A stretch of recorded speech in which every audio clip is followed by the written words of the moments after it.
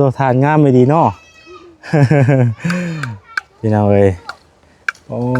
ลายดีอันนี้เลี้ยงไว้เป็นแถวอยู่โอ้ตองข้างแน่เลยอันนี้เนาะตองกี่พุ่นออกเนาะโอ้โดยทาน60 สอบนี่เพิ่นซื้อต่อน้ำเฮาอ๋อแล้วเพิ่นไปส่งโรงงานเพิ่นซื้อต่อเฮานี่เท่าใดก็สอบ12 13,000อ๋อก็แปลว่าเฮาเผาได้100 สอบเนาะเพิ่นหักไป40หักไปจากของเฮานี่40 สอบเนาะที่เหลือนั้นเพิ่นซื้อต่อจากเฮาสอบละ 12,000สิบ่อ๋อเฮ็ดมื้อนี้บ่นี่หรือว่าได้นี่หลายมื้อละได้หลายมื้อแล้วบ่โอ้ยเผื่อสิได้100จักได้100แล้วบ่นี่แม่นอ๋อแต่กี้ผัดยังเผาน้ำละขวดไปน้ำหายไปน้ำเด้อันนี้ละขวดจักแล้วจักเฮาเฮ็ดจักเตาแต่เทื่อนี่ก็เตาเดียวเด้ออ้ายเอ้ยมีเฉพาะเตาเดียวเห็นบ่โดยเตานึงเผื่อก็เป็นเดือนไปเอาไม้มาเลี้ยงแล้วก็เผาแล้วก็คอดไปน้ำสิบ่โดยแล้วเตานี้แล้วจะไม่ได้เฮ็ดต่อไหมผู้ใดยังมีไฟควันกุ้มๆอยู่เนาะหากระขวดเด้อจ้ะเตานึงนี่ไล่ประมาณจักกระสอบประมาณ200อย่างได้ก็300โอ้โหถือว่าบ่ธรรมดาได้ฉันเนาะพี่น้องเอ้ย200-300พุ่นติโดยประมาณ200แต่ว่าเฮากองฝากเพื่อสิกองไล่นี่ก็บ่ธรรมดาอีกเนาะแม่นแล้วจักมื้อใช้เวลาจักมื้อกองพื้นนี่บ่โดยป้าเป็นเดือนผู้ใดเอ้ยผู้เดียวเด้จ้ะเฮาอยู่พื้นแต่พุ่นลงมาพี่โอ้เวลาก็ใช้เวลาเติมนึงอยู่ซั่นเนาะเป็นจังได๋ที่ไปที่มาเจ้าคือได้มาเฮ็ดเวียกอยู่นี่นะโดยนี่แล้วก็อยู่น้ำลุงน้ำป้าอยู่น้ำลุงน้ำป้าก็ลูกลุงลูกป้าก็หลายและน้องนี่ก็มีน้องอีกผู้นึงมันขับแคบนี่แหละ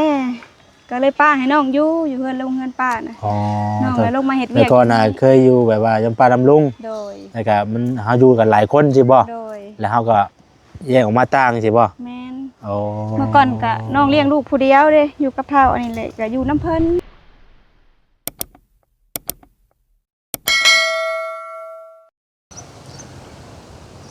พี่น้องเอ้ยพอกับซองเบาแสนอีกแล้วนะพี่น้องเนาะกราบสบายดีพ่อแม่พี่น้องเบิดสุขูสู่คนพี่น้องเอ้ยพอกับซองเบาแสนอีกแล้วเนาะตอนใกล้สิเที่ยงพี่น้องเอ้ยเนาะเอามื้อนี้เดินทางมาบ้านสะพังพี่น้องเอ้ยเนาะเมืองไซบุรีแขวงสวรรณเขตได้พี่น้องเด้อเนาะมื้อนี้เดินทางมาครอบครัวหนึ่งพี่น้องเอ้ยเนาะเพิ่นอยู่โรงงานสิว่าซะเนาะโรงงานเอาแล้วกล้องก็ได้ เดี๋ยวเอากล้องใหม่ก่อนเนาะกล้องสิลมพัดแห้งพี่น้องเอ้ยแป๊บนึงเด้อพี่น้องเด้อลมแห้งพี่น้องเอ้ยเนาะมื้อนี้เนาะพี่น้องเอ้ยทางบ่แสนก็ได้มาหาอีกครอบครัวหนึ่งเนาะซึ่งมีผู้แนะนำมาพี่น้องเอ๋ยเนาะมีผู้แนะนำมาว่ามีครอบครัวหนึ่งที่เพิ่นขาดแคลนสุดๆเลยแหละพี่น้องเอ๋ยเนาะหรือว่าเป็นคนที่เป็นครอบครัวที่บ่มีเฮือนมีศาลอยู่เนาะเป็นครอบครัวที่บ่มีเฮือนมีศาลเป็นของตัวเองว่าซั่นซะเนาะเพิ่นมาอาศัยอยู่เฮ็ดเวียกอยู่โรงงานเผาถ่านพี่น้องเอ๋ยเนาะมีคนแนะนำมาว่าให้มาสัมภาษณ์หรือว่าถามไทยเพิ่นแน่ว่าซั่นนะอีตนเพิ่นว่าซั่นพี่น้องเอ๋ยเพิ่นก็มาเฮ็ดเวียกงานอยู่โรงงานเตาถ่านหรือว่าเผาถ่านนั่นแหละพี่น้องเอ๋ยเนาะเป็นครอบครัวที่ขาดแคลนคือกันพี่น้องเอ๋ยเนาะก็เลยมาถ่ายสัมภาษณ์เพิ่นเบิ่งพี่น้องเอ๋ยเนาะว่าเป็นจังใดเรื่องราวครอบครัวเพิ่นเป็นจังใดพี่น้องเอ๋ยเนาะเดี๋ยวเฮาสิไปถามเพิ่นเบิ่งก่อนเนาะว่าเป็นจังใดพี่น้องเอ๋ยที่ไปที่มาเพิ่นเป็นแนวใดเนาะไปเข้าไปรับชมรับฟังนำกันเลยพี่น้องเอ๋ยเนาะไป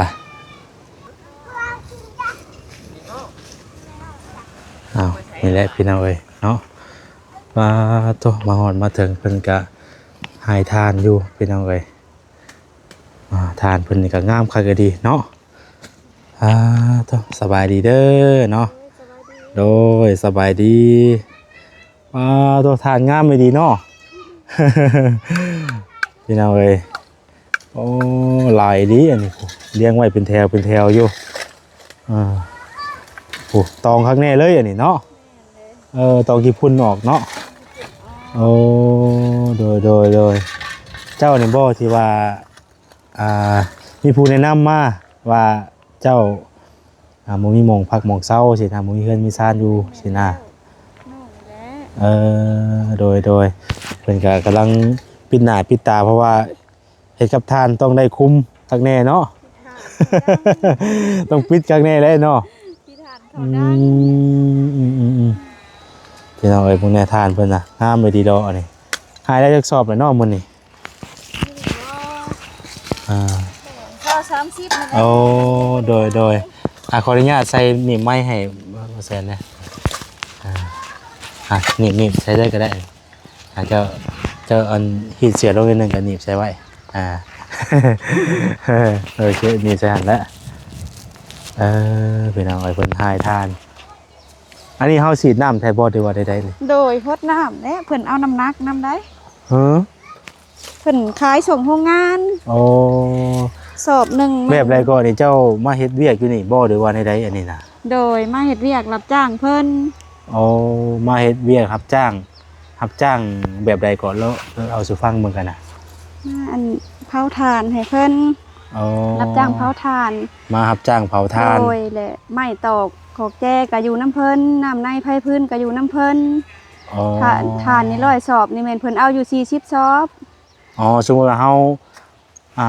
เผาได้100สอบโดยแต่เพิ่น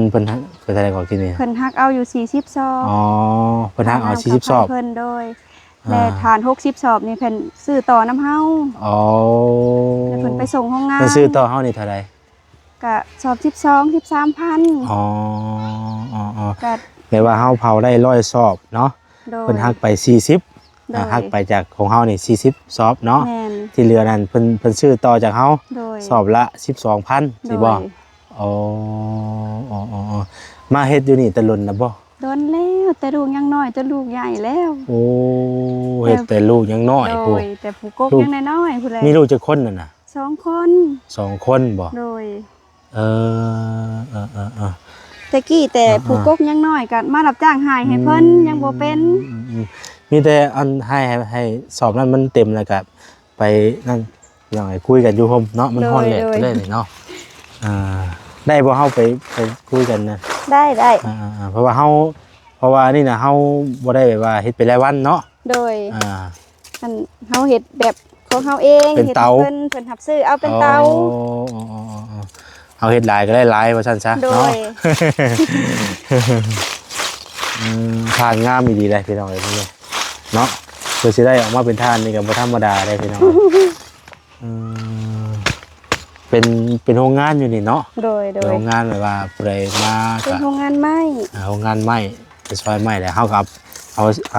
ปีกไม้ปีกหยังได้มาเผาเนาะตัวใดที่ว่าเพิ่นบ่ได้ตัวใดเพิ่นทิ่มไม่เศษเพิ่นไม่เศษไม่หยังแล้วก็มาเผาทานโดยสอบก็ใส่สอบยืดตัวนี้แหละพี่น้องเอ้ยเรียงไว้คักดีเนาะเอาเข้าโรงงานเพื่อสิได้100นี่ก็บ่ได้ธรรมดาเลยเนาะหลายมื้อเติบนี่แหละพี่น้องเอ้ยบ่เฮ็ดก็บ่มีกินว่าซั่นซะเนาะต้องได้เฮ็ดแต่ละมื้อแต่ละวันมันบ่ล่ะต้องเฮ็ดไปไปพี่น้องเอ้ยไม้นี่ก็ทางไม้นี่มีตลอดเป็นบ่ไม้เฮามาเผาช่วงนี้บ่อยากมีปานใดได้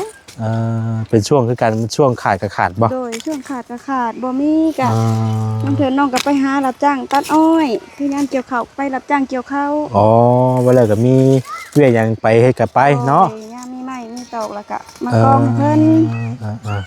พี่น้องเนาะนี่คือทานคือหยังหลายๆเลี้ยงชิมนี่บ่แม่นว่าเป็นทานของเพิ่นเองได้พี่น้องเนาะเอามารับจ้างเพิ่นเนาะโอ้ถือว่าไล่แล้วสอบหนึ่งนี่เนาะโดยพี่น้องเลยพูดแล้วไปห่มพูดแล้วไปขออนุญาตคุยกับเพื่อนก่อนทีนี้มันกับบ่มีห่มเนาะมันแดดบ่ได้มีว่าเอาขนมมาตั้งไว้เนาะบ่ ตากแดดสิเลยเบิดมื้อเลยบ่ แม่นแหละคำลูกมาอยู่นํกันไปกลางห่มให้เพิ่น ว่าการกันทมมันใหญ่ๆนะบ่ วันอาทิตย์อ้ายเพิ่นบ่ได้ไปโรงเรียนเพิ่นบ่ได้มาวน มื้อนี้วันอาทิตย์มื้อนี้เนาะ โดย อันใดลูก อันนี้ลูกชายเพิ่นพี่น้องเอ้ยตัวนี้บ่สบายดีอยู่ครับ สบายดีเพิ่นนะแม่ลูก สบายดีเป็นบ่ นบมือไว้นบมือ สบายดี สบายดี เพิ่นเขินเนาะลูกชายจักปีอะไรพวกนี้น่ะ ผู้นี้เลย6 ปีแล้ว 6 ปีป้าพี่น้องเอ้ยเฮาอันนี้น่ะคือเฮ็ดมื้อนี้บ่นี่หรือว่าได้นี่ หลายมื้อละได้ หลายมื้อแล้วบ่ โอ้ยเผื่อสิได้ร้อย จักร้อยแล้วบ่นี่ แม่น อ๋อ แต่กี้ผัดยังเผาน้ำละขวดไปน้ำหายไปน้ำเด้อันนี้ละขวดจากแล้ว จักเฮาเฮ็ดจักเตาแหละแต่เทื่อนี่ กัดเตาเดียวเด้ออ้ายเอ้ย มีเฉพาะเตาเดียวเห็นบ่ โดยเตาหนึ่ง แต่ว่า เผื่อก็เป็นเดือนไป เอาไม้มาเลี้ยงแล้วก็เผาแล้วก็คอดไปน้ำสิบ่ โดยแล้วเตานี้แล้วจะไม่ได้เฮ็ดเตาไหม ผู้ใดยังมีไฟควันกุ้มๆอยู่เนาะ หากระขวดเด้อจ้ะ เตานึงนี่ไล่ประมาณจักกระสอบ ประมาณ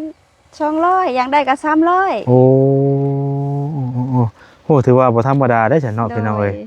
200-300 200พุ่นติ โดยประมาณ200ตัว แต่ว่าเฮากองฝากเพื่อสิกองได้นี่ก็บ่ธรรมดาอีกเนาะ แม่นแหละ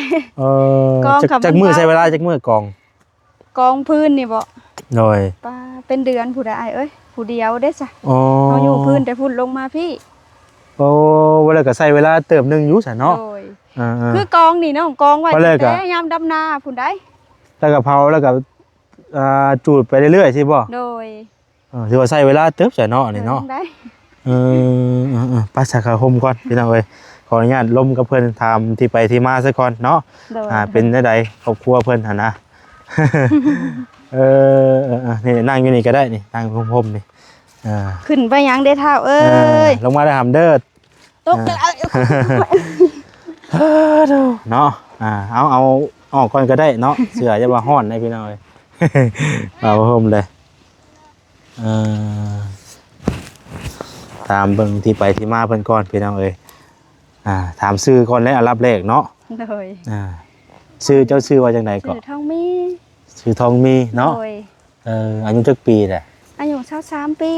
23ปี โดย 23ปีใช่เนาะถือว่ายังเป็นน้องอยู่ใช่เนาะ โดย ว่าใช่ก็ได้คนนี้ลูกชายเนาะ โดยลูกชาย มีลูกจักคนน่ะนี่นะ 2 คน 2 คน โดย อ๋อ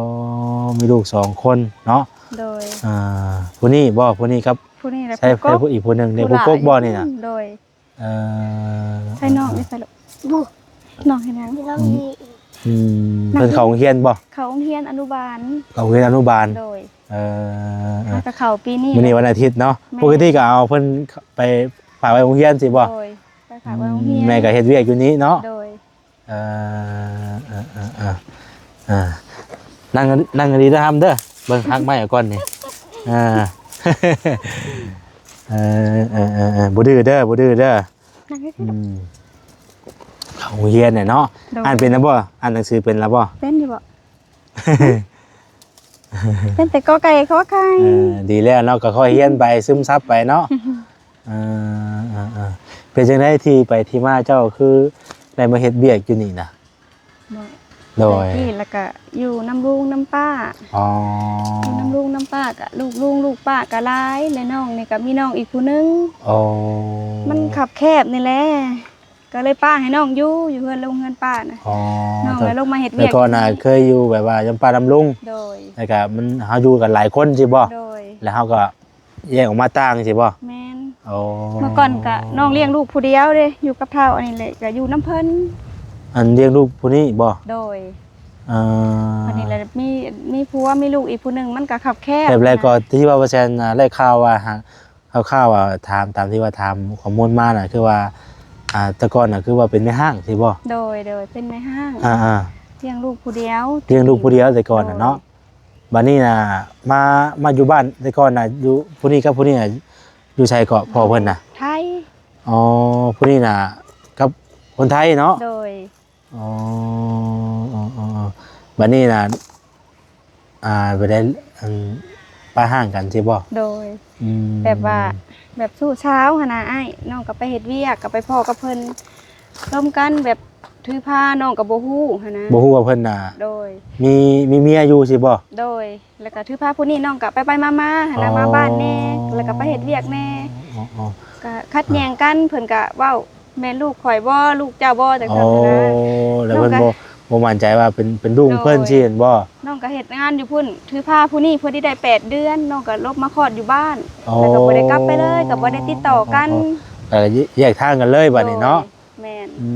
เพิ่นก็บ่ได้ติดต่อพัวพันหยังนะมาบ้านแล้วก็มีครอบครัวใหม่บัดนี้มีครอบครัวใหม่แล้วก็มีลูกนำกันอีกผู้นึงโดยแต่ก่อนน่ะเคยแบบว่าเคยมีครอบครัวอยู่ไทยเนาะแล้วก็คุยบ่เข้าใจกันแล้วก็แยกทางกันไปโดยแล้วมาอยู่บ้านมาอยู่บ้านแล้วก็มีครอบครัวสร้างครอบครัวใหม่โดยครอบครัวใหม่นี่คือเป็นคนบ้านเฮาเองบ่คนอยู่ไสได้เพิ่นเป็นคนบ้านใกล้เพิ่นก็มาเฮ็ดเวียกเพิ่นเป็นคนทางท่าแขกพุ่นแหละเป็นคนทางท่าแขกโดยแหละเพิ่นมาอยู่พี่เนาะเฮ็ดเวียกอยู่พี่เพิ่นมาเฮ็ดเวียกอยู่ในนี้แต่เจ้าน่ะเป็นคนบ้านนี้เองเลยบ่คนอยู่บ้านนี้เลยแม่อันพ่อแม่เจ้าได้ซะพ่อแม่บ่โดยพ่อแม่แหละสิเว้าน้องน่ะก็บ่เคยเห็นหน้าเห็นตาพ่อแม่แหละปะกันตั้งแต่น้องยังน้อยๆพุ่นน้องตะกี้ละอยู่น้ำพ่อเฒ่าเจ้าอยู่น้ำพ่อเฒ่าเนาะหลังจากที่พ่อเฒ่าเสียแล้วมาอยู่น้ำลุงน้ำป้าอยู่น้ำป้าน้ำลุงบัดนี้นะก็พ่อนะเคยเห็นอยู่แต่เพิ่นเสียแล้วพ่อนะเพิ่นก็เสียบางปีแล้วนี่แหละแม่นี่ก็น้องบ่เคยเห็นเลยโดยคำแม่นเห็นก็บ่ฮู้ซ้ำนะว่าแม่คือกับแม่ก็บ่ยังบ่ทันได้เห็นชนซ้ำโดยยังบ่ได้เห็นหน้าเห็นตาซ้ำเคยได้ยินแต่เสียงแต่ยังน้อยก็มีลูกจักคนพ่อแม่3 คนได้3 คนบ่เฮามีน้องผู้นึงแต่ก็ต่างคนต่างมีครอบครัวไปเนาะว่าแล้วก็แต่ละครอบครัวก็คือแบบว่ารับผิดชอบของไปของเราเนาะต่างคนต่างทำมาหากินไปเนาะเพื่อความอยู่รอดของเฮาและเป็นอะไรแบบนี้เนาะแต่มาเผาทานอยู่นี่น่ะจักปีแล้วอยู่นี่หลายปีแต่หลายปีบ่เป็นลูกใหญ่คือจะว่ากี่เนาะมาแต่ผู้นี้ยังน้อยๆก็ไปมาลังเถื่อเมื่อยก็เศร้าเผาทานก็ขึ้นไปเศร้าอยู่พุ่นแต่กี้บัดพอเดี๋ยวนี้แล้วก็มันจะคับแคบแล้วก็บ่ได้ขึ้นไปอยู่พี่เลยแล้วเป็นมีบ่ได้มีหยังบ่เฮือนชั้นยังบ่ทันได้มีบ่ได้มียังเป็นรักเป็นแหล่งแน่เนาะยังมีแบบว่าหารับจ้างใช่อยู่รับจ้างกินไปวันๆไปวันๆนี่เนาะยังบ่ได้มีแบบว่าเป็นเฮือนเป็นชั้นของตัวเองเนาะโดยบางเถื่อก็เว้าอยู่กับผัวโอ้ยอดเอาเฒ่าเอ้ยว่าซ้ำซาลูกใหญ่มันเมื่อยมันท้อเด้ซะเพราะว่าเฮามาเฮ็ดอยู่นี่ก็หลายปีแล้วเนาะแม่นเลยเฮ็ดก็พอแต่ได้อยู่ได้กินเงินคำกับแก้วเลยก็ได้อยู่บ่หรือว่าได้พอได้ซื้อข้าวซื้อน้ำบ่ได้มีให้มีหน้าเฮ็ดบ่คือน้องเผาถ่านนี่บางเถื่อบ่ทวงบ่ทันไปข้างนอกไปเอาข้าวจ่ายก่อนเครื่องนึงเด้อแล้วเต้าสิมาให้อีกบ่แล้วก็บ่อยากเฮาก็มีแต่ซื้อดื้ออยู่น้อยนึงนั่นแหละธรรมดาไปเลยผู้ใดกับลูกชายกันบ่แม่ผู้ชายผู้สองเลยผู้ชายผู้สองพอแล้วก็คือเฮ็ดเวียกอยู่นี่แปลว่าก็ได้เงินน้ำทานนี่แหละพอได้ใช้จ่ายในครอบครัวไปเนาะจุนไปในครอบครัวเนาะพอแล้วก็เฮาบ่มีให้มีหน้าเฮ็ดเนาะบ่มีรถล่างกับบ่มีคือหมู่มีแต่อาศัยผูกว่าเมื่อกี้นี่หั่นแหละกันยามเพิ่นดำไห้ดำนาก็ไปซอยเพิ่นก็เอาให้กินผัวเพิ่นแหละอันเป็นนาบ่าวของข่อยเด้มาเลยก็มาเฮ็ดเวียกอยู่ในนี้เนาะโดยนำกันเพิ่นก็ได้ถ้าว่ามันยังบ่มีก็พอได้อาศัยเพิ่นหันโดยพอได้อาศัยกันก็ว่ายืมข้าวยืมน้ำบางเทื่อเพิ่นก็เอาน้ำบางเทื่อเพิ่นก็บ่ได้เอาเพิ่นคือเห็นมันถูกมันยากบางเทื่อเฮาหาบ่ท่วมบ่ทันเนาะอันคือเดือนนึงนี่ชุมว่าเดือนนึงนี่เฮาไล่ประมาณเท่าใดนี่เดือนนึงไล่บ่กะได้บ่ว่าได้เท่าใดแน่เดือนนึงว่าบ่แล้วอ้ายกองนึงบ่แล้วบ่แล้วได้บางเทื่อบ่มีพื้นเฮาก็ได้โจ๊ะได้ซะคือกองนี่นะน้องกองไว้ตั้งแต่ยามดำนาพุ่นได้จังได๋มาจูดโดยกองไว้แล้วก็บ่มีพื้นก็ไปรับจ้างดำไห้ดำนาบางเทื่อมันยังบ่พอเฮาก็ยังเผาบ่ได้เนาะต้องให้มันพอเตาซะก่อนมันบ่โดย คำกองน้อยผัดได้หน่อยก็บ่พอกินแล้วก็เฮาก็กองไว้หลายๆแล้วก็เพราะว่าให้มันได้หลายแน่สิเด้อนะบ่ได้ก็เนาะบ่ได้ก็ดีแล้วพี่น้องจังว่าดีแต่ว่าเพิ่นมีหม่องนี่แหละหม่องเฮ็ดหม่องหาอยู่เนาะเพิ่นมีหม่องให้ เพราะเพียงแต่ว่าเฮานี่คือแบบยังบ่ได้ก็เงินในตอนนี้น่ะบ่พอสิได้แบบว่าเป็นได้เป็นก้อนอยู่บ่เงินนี่ไล่มาแล้วก็หายไปเลยได้มาแล้วก็หายไปบ่ได้ก็เฮาหาเงินใช้ไปวันๆนะบ่ได้ก็เนาะหาเงินใช้ไปวันๆโดยก็ทางมีคนแนะนำมาว่าครอบครัวทางน้องอันได้ว่าเพิ่นก็ถือว่าขาดแคลนอยู่ว่าซั่นนะก็เลยมาถามไทยเบิ่งว่าที่ไปที่มาแบบใดเนาะมีสัมมโนครัวตัวเลขอยู่บ่อยู่บ้านนี่อยู่บ่สัมมโนครัวก็ขึ้นกับลุงกับป้ายังอยู่นำเพิ่นอยู่โดยขึ้นอยู่กับเพิ่นไปแล้วก็เฮายังอยู่นำลุงนำป้าอยู่ไปแล้วกันเนาะมันได้น้องก็ฮะน้องเจ้าบ่เพิ่นก็อยู่นี่คือกันบ่อยู่ให้เพิ่นอยู่เทิงอยู่ในเฮือนนำลุงนำป้าเพิ่นก็มาเฮ็ดทานนี่คือกันบ่หรือว่าเพิ่นก็เฮ็ดทานคือกันเพิ่นน่ะเฮ็ดอยู่เทิงน้องเลยเฮ็ดอยู่ลุมนี่ดีแต่ว่ามีนี่แหละทานเนาะแม่นหั่นแหละแต่พอได้หาอยู่หากินไปขาดแคลนบ่อยู่บนเช้านี่แหละก็ดีแล้วใครกลัวว่าเฮามาหาเพิ่นแหละบ่มีแนวเฮ็ดแนวทำก็บ่จักสิว่าอะไรพี่น้องเนาะอันนี้ยังดีว่าเฮามีหม่องยั่งเนาะขาดแต่ว่าหม่องอยู่หม่องเช้าเป็นหลักเนาะขาดหม่องอยู่อาศัยอันนี้คือเฮาอยู่นี่ก็ต้องอยู่แบบว่าอาศัยอยู่นี่เลยนอนอยู่นี่เลยบ่นอนอยู่นี่เลี้ยงเป็ดเลี้ยงไก่อยู่ในนี่เลยพอแล้วก็คันเฮาบ่มีหม่องอยู่ก็เป็นหลักเป็นแหล่ก็คือยังอยู่ได้ตลอดนะอยู่ได้ไปเรื่อยๆเนาะโดยก็อยู่ไปเรื่อยๆมันบ่มีหม่องไปเด้มันบ่มีหม่องไปก็อยู่ไปเรื่อยๆนำเพิ่นหั่นแหละโดยบางเทื่อเพิ่นก็เว้าก็ว่าอยู่หั่นแล้วเฮ็ดเวียกเฮ็ดงานช้าก็เฮ็ดได้ซะเฮาเพิ่งเพิ่นสมมุติว่าเฮามีที่ทางแบบว่าอยู่เป็นหลักแหละเฮาเที่ยวมาเฮ็ดเอาก็ได้แม่นบ่แม่นก็ได้เที่ยวไปเที่ยวมาก็ได้เนาะโดยคือสมมุติว่าทางผู้หลักผู้ใหญ่เพิ่นเบิ่งเพิ่นชมอยู่ตอนนี้เนาะแบบว่าเรื่องถ้าว่าเฮามีแนวให้เพิ่นซอยสิล่ะสิให้ซอยหยังก่อนให้ซอยแบบใดคือเรื่องที่มันจำเป็นในครอบครัวอีดีนะก็อยากให้ซอยหาบ่อนอยู่บ่อนเช่าให้นี่แหละอ้ายเอ้ยคันแม่ว่าได้มองอยู่มองเช่ามันก็สิสะดวกสบายเนาะเฮามีหม่องเป็นหลักเป็นแหล่งแล้วเฮามีมองอยู่อาศัยเป็นหลักเป็นแหล่งเฮาก็มาเที่ยวมาเฮ็ดเอาเนาะบ่เฮ็ดทานได้หยังนี่จ้ะแม่นคือฐานนี่ก็บางเทื่อมันบ่มีไม้มีพื้นแล้วก็เฮาก็จะไปหาเฮ็ดทางไม้เฮาก็บ่ได้เฮ็ดตลอดเนาะโดยมันก็หลายคนเด้มันก็หลายคนแน่แล้วก็เฮาก็บ่ได้พวกนั้นเฮ็ดแน่พวกนี้ก็เฮ็ดแน่มันก็ไม้มันก็เบิดเนาะโดยบางเทื่อไม้มันก็บ่ทันสินะคือเฮาผัดบ่มีในหั่นนะมันผัดบ่ทันอยู่ทันกินหั่นน่ะอ้ายคือว่าเฮาได้เฮ็ดตลอดอีมันก็แบบมันก็นั่นอยู่เนาะโดยบางส่วนมันก็ขาดเนาะแม่นคือบางกองก็คันมันบ่มีพื้นก็2 เดือนจะได้กอง2 เดือนก็200 100ปลายฐานนั่นน่ะบ่ได้ก็เฮากองแล้วก็กะว่าให้มันได้ก้อนนะไล่ตามกำหนดก้อนเนาะหลักร้อยสินะแม่นนั่นแหละเพราะว่าไล่100นึงบัดเพิ่นก็หักไป40เลย40ยังเหลือ6เนาะโดยค่ากระสอบค่าเสื้อผ้าอีกเห็นหลายอย่างหลายแนวหาไปสู่ไปเนาะโดยคำบ่หาผัดแห้งบ่ได้กินอ้ายเอ้ยแม่นแลเนาะคือลูกเต้าก็ฮอดยามเพิ่นกินแล้วเพิ่นก็บ่ฮู้แลพ่อแม่มีหรือบ่มีก็อยากกินอยากอย่างเดียวได้เนาะแม่นแหละก็ได้หาแล้วคิดใส่ลูกหั่นอ้ายเอ้ยคิดโอ้ยตะกี้ก็ทุกข์ได้อยู่ยังน้อยๆเฮาก็จื้อความอยู่นำพ่อเฒ่าก็เผาถ่านเลี้ยงหั่นแหละยามหนาวนี่ลงนอนในเตาถ่านมันหนาวเด้อากาศหนาวแห้งบ่มีน้ำตุ้มบ่แม่นลูกร้านลงนอนในเตาถ่านเด้ข้าวน้ำกับบางเทื่อกับพี่น้องเพิ่นตักให้ผู้ละโล2 โล ก็คือโอ้ยว่าแต่สมัยตะกี้ผู้เฒ่าพอเฒ่ากับเผาถ่านเลี้ยงหลานแบบตัวเองกับเผาถ่านเลี้ยงลูก ยังไปต่อกันไปอีกเนาะ แล้วยังว่า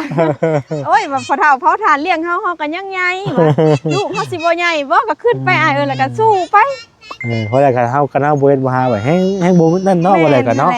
คันแน่บ่เฮ็ดบ่หาคันแฮงบ่ได้กินก็เฮ็ดหาไปเขามือกุดมือขาดเขาก็ยังขอทานเนาะเฮากับ2ตีน2มือก็ยังก็สู้ไปนี่แหละสู้ไปเนาะโดยพี่น้องเอ้ยขาดแต่ว่ามองอยู่มองเช้าเป็นรักเป็นแรงเนาะแม่นขาดแค้นมองอยู่อาศัยมองอยู่มองเช้าเฮือนชาตินั้นแป้นมองเฮาอยู่รักๆกันแหละว่ากันว่ากันพี่น้องเนาะคืออยู่นี่มันก็คือว่ามันยังเป็นที่เป็นทางของเพิ่นเองเนาะมันยังหมายว่าเฮาพอได้แต่ว่ามาอาศัยอยู่ข้างโซข้าวเป็นบ่แหละเนาะนอนอยู่ใช้สามหมองนอนน่ะนอนในกันเพื่อนล้างน้อยอันนั้นแหละนอนเผาเตาถ่านป้าจะพาบ่แซนไปเบิ่งหมองอยู่หมองนอนเนี่ยพี่น้องเนาะได้มาได้ก็ไปเบิ่งก่อนพี่น้องเอ้ยเนาะเริ่มสีชั้นแล้วบ่แซนกันเลยมันเที่ยงแล้วบ่มาสวยนี่มาแกมานี้เนาะโดยแกมานี่ตะกี้แหละเพิ่นแป้งรถให้กะพอได้เอารถแกรถไทยนี่จะเป็นรถของเพิ่นบ่รถของเพิ่นรถอยู่ในอันวันโรงงานนี้เนาะพอได้แกไม่มานี้เนาะมันเพแล้วก็ได้อยู่ล้อเข็นตีนเดียวหั่นแหละจะมาเต็มเตาพุ่นแหละถือว่าทั้งเอ้ยเพิ่นนี่ก็ทั้งน้องเพิ่นก็สู้ได้พี่น้องเนาะสู้อยู่เนาะเลี้ยงลูกเลี้ยงเต้าเพิ่นก็ได้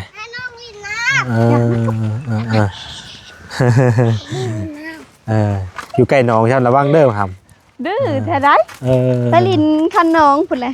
อยู่นี่บ่เจ้าอยู่นี่บ่แม่นนี่อยู่ในนี่แหละแต่ว่าอันนี้น่ะเพิ่นปลูกไว้ให้บ่ได้ว่าได้อันนี้แม่นเพิ่นปลูกไว้ให้คนงานเพิ่นสมมุติว่าน้องบ่อยู่กะคนงานเพิ่นได้กับผู้ใดถ้าว่าผู้ใดบ่อยู่กะถ้าว่ามีคนอยู่แล้วก็บ่เป็นหยังเนาะอะไรก็โดยน้องเอ้ยมาพี่ได้มั้ยใช่ๆอันนั้นเด้พอเพิ่นผู้นี้น่ะคุณเด้พี่น้องเอ้ยโอ้ยลมแท้เด้ลมเนาะลมหนาวเลยอันนี้มันยังอันนี้แหละเฮือนไผ่มองครัวบ่นี่น่ะโดยมันเสือเผาเต้ามือได้มันลมก็ได้นอนอย่างนี้แล้วมันลูกจอบสบายเด้มันเป็นแต่เฮือนครัวได้ดิเนาะแม่นมองนอนก็มีน่ะลูกมาแล้วก็ซองเบิ่งได้ปองรถหั่นน่ะแบบว่าเฮาต้องได้เผาอันว่านี่บ่โดยคันแล้วมันลมก็ย่านไผ่พื้นหั่นแหละต้องได้ลูกเพิ่นมาจอบตลอดได้เนาะโดยอย่าจิ้วใส่สอบทานเป็นจิ้วใส่กล้องไม้กล้องตอกเพิ่นเป็นทางงานว่าเฮือนครัวอยู่ทางหม่องนอนเนาะโดยได้เบิดอันนี้ตัวนี้ได้จ้ะเฮ็ดใส่น้องอย่างนั้นหม่องนอนคือกันบ่นี่กะ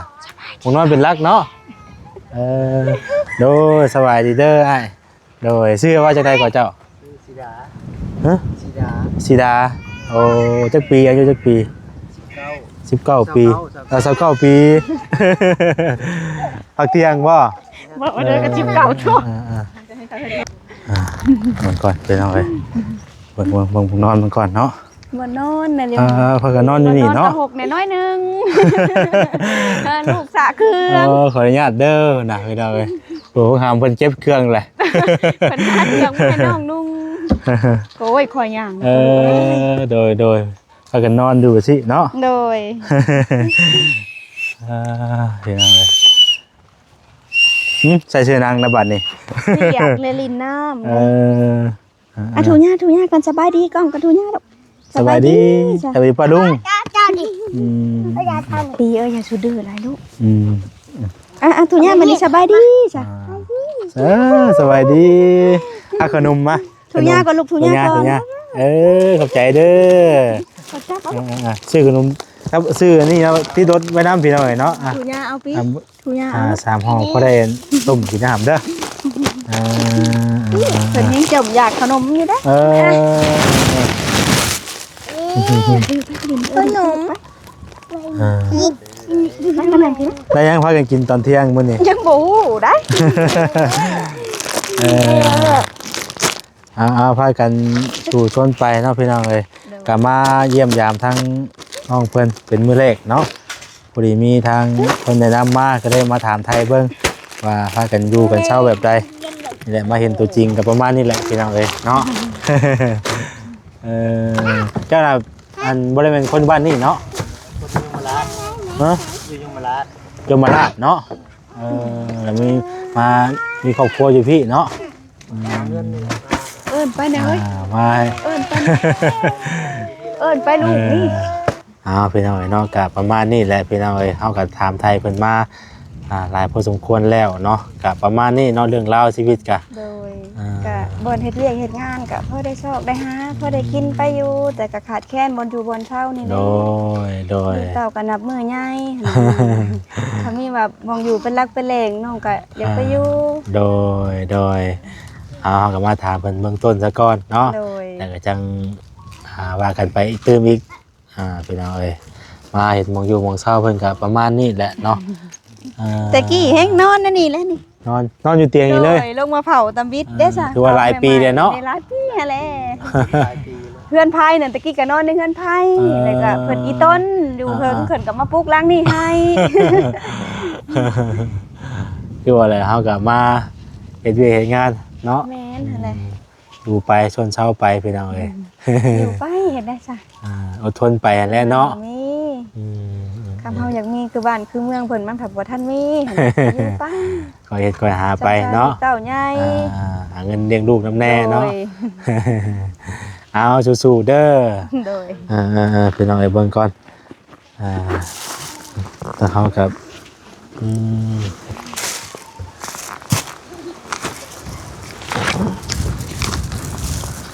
มาเดี๋ยวเอาเงินในเพิ่นก่อนเพราะได้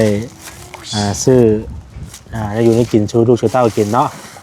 เฮ้ยขอบมกขอบใจหลายๆไอ้เอ้ย โดย ให้เจ้าอยู่ดีมีแห้งความเจ็บอย่าได้ความไข่อย่ามีได้ให้ก้าวหน้าในการงานการเงินเด้อไอ้เด้อ สาธุ เนาะ เอาขอให้โชคดีเด้อเนาะ โดย ผู้ใดมื้อหน้ามื้อในครับว่ามีโอกาสก็สิเข้ามาเยี่ยมมายามใหม่เด้อ โดย โดยก็เฮาได้มาเห็นหมองอยู่หมองเศร้าหมองพักหมองเศร้าตัวจริงแหละพี่เราเอ้ยเนาะนี่แหละเพิ่นพากันเฮ็ดเวียกเฮ็ดงานอยู่นี่แหละเพิ่นก็ได้เนาะให้ทานว่าซั่นจ้ะเนาะ เอาสู้ๆเด้อเนาะโดยสบายดี สบายดี โดยโอเคพี่น้องเอ้ยเนาะก็ได้ถามไทยเพิ่นเป็นที่เรียบร้อยแล้วเนาะพี่น้องเอ้ยเรื่องราวชีวิตเพิ่นก็ตามที่เพิ่นเล่ามาแหละพี่น้องเอ้ยเนาะมาเฮ็ดเวียกอยู่นี่เนาะเผาถ่านแล้วก็อาศัยอยู่นี่นอนอยู่นี่เนาะแล้วแต่บ่มีหม่องอยู่หม่องเศร้าเป็นรักเป็นแรงพี่น้องเอ้ยเนาะมาอาศัยเฮ็ดเวียกเฮ็ดงานอยู่นี่รับจ้างเพิ่นว่าซั่นซะหาอยู่หากินไปวันๆพี่น้องเอ้ยเนาะก็ได้ถามไทยครอบครัวเพิ่นแล้วก็ถือว่า